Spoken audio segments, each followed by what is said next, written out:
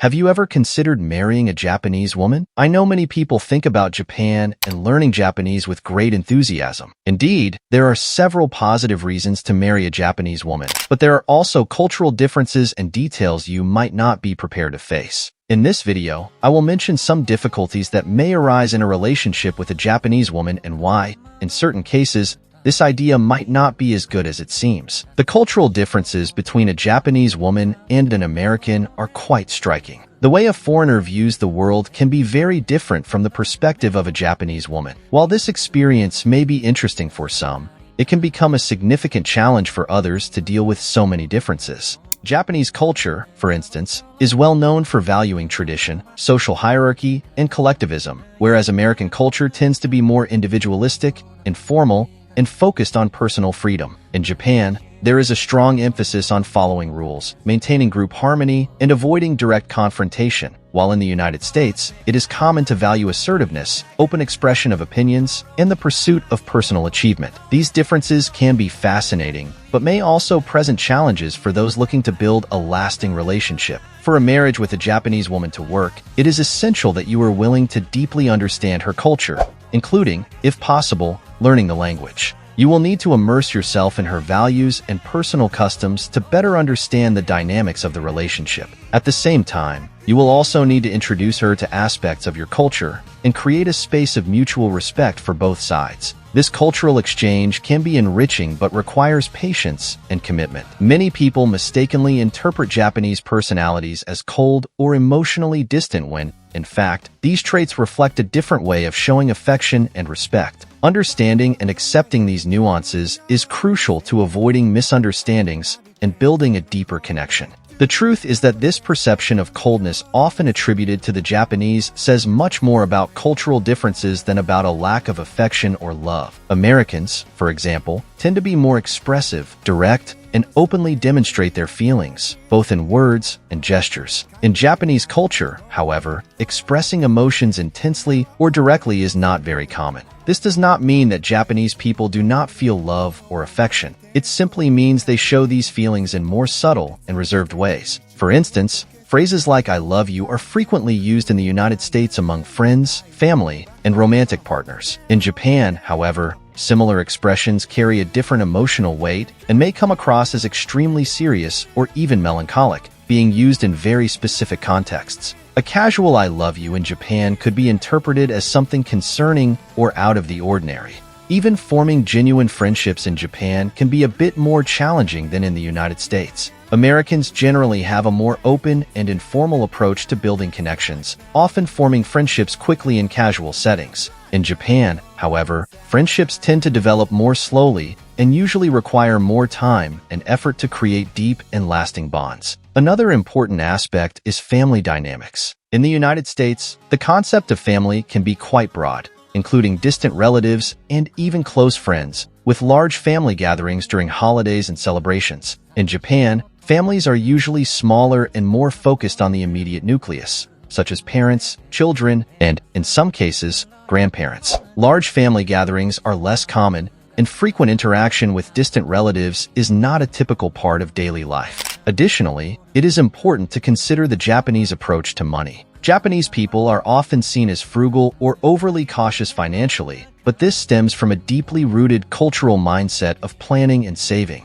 Japan has faced difficult economic periods in the past, and this experience has shaped a collective sense of financial responsibility. Unlike the United States, where consumption and a present-focused lifestyle are more common, Japan maintains a constant concern for the future and financial stability. For example, retiring in Japan can be a challenge since the pension systems don't always guarantee a comfortable standard of living.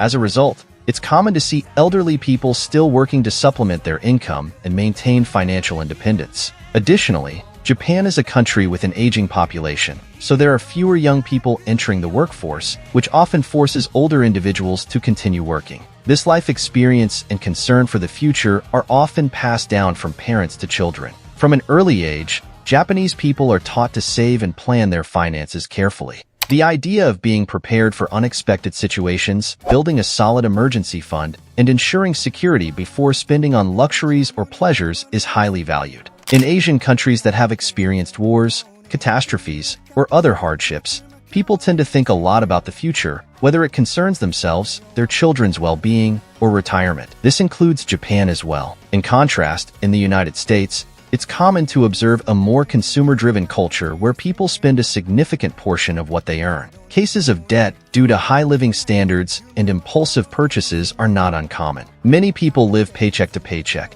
spending quickly because, in many cases, money comes more easily and therefore leaves just as easily. Japan, on the other hand, is entirely different. Japanese people are often seen by foreigners as excessively frugal, but this reflects a mindset of prudence and preparation for the future. After all, one never knows what might happen over time. This is a concept that can be very valuable to learn from the Japanese, cutting unnecessary expenses and starting to save with more discipline. Another point that can be either interesting or challenging, depending on the perspective, is Japanese cuisine.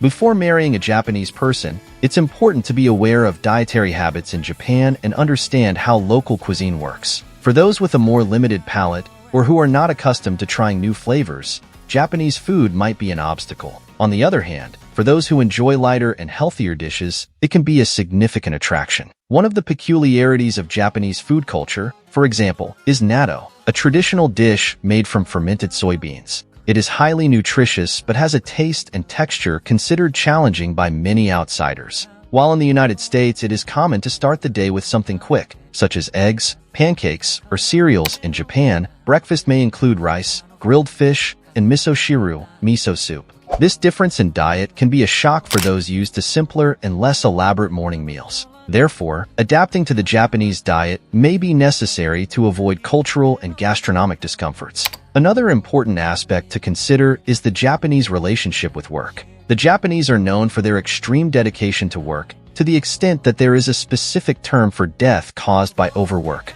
karoshi. In Japan, long working hours and shifts extending late into the night are common. In many cases, work is seen as the top priority, even above family and leisure. This commitment is viewed as a sign of responsibility and loyalty to the company, something deeply ingrained in the local culture. In the United States, on the other hand, there is a greater emphasis on balancing personal and professional life. While hard work is also valued, there is a growing concern for mental health and quality of life, encouraging breaks and family time. For those accustomed to this more balanced approach, Japan's work culture can be difficult to accept, especially if it means spending less time with a spouse or family. Now, the most important point I need to discuss with you.